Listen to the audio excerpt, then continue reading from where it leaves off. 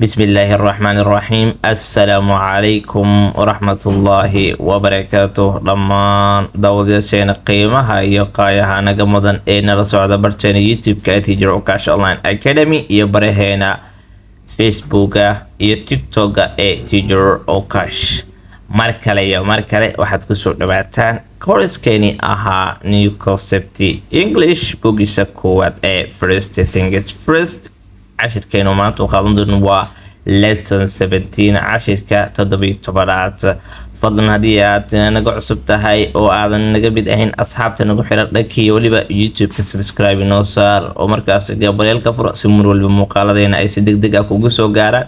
muuqaalkana like saar oo u share garay asxaabtaada si aynu meel fog u gaarno. haddii aadan hore u soo daawan 16 cashir ee horena waxaad si fudud ugu soo daawan kartaa dhankayga YouTube-ka playlistiga markaas New Concept English.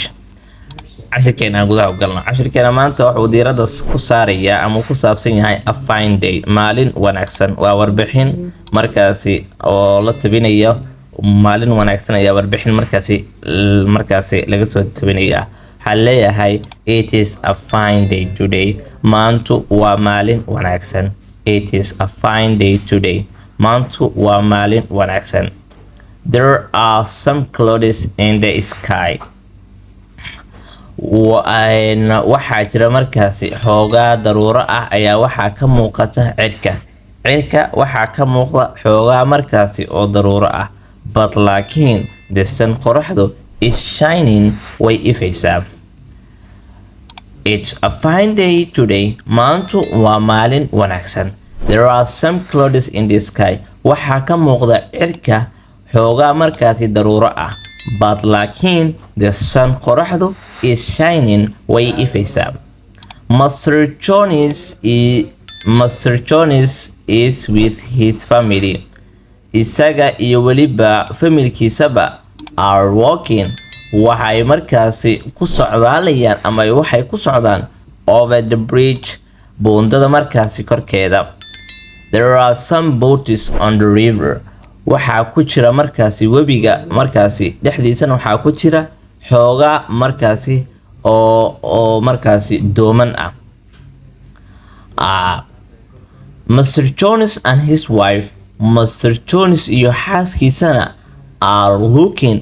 waxa ay fiirinayaan at them. ayagu waa maxay? waxay fiirinayaan markaasi ayagu doomanka ay markaasi fiirinayaan. Sally qofta la yiraahdana is looking. ayadu waxay fiirinaysaa at a big ship. markab markaasi aad u weyn markaasi ay markaasi fiirinaysaa. The ship markabkuna is going. waxa uu marayaa under the bridge, buundada hoosteeda ayuu marayaa. markabkaasi oo weyn wuxuu marayaa buundada hoosteeda.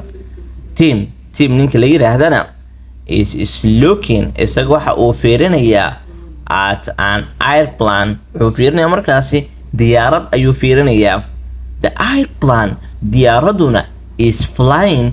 waxay ku duulaysaa ama waxay duulimaad ku sameynaysaa over the river, webiga markaasi korkiisa. waxaan filayaa in cashirkani aad markaasi wax badan ku faa'iiday.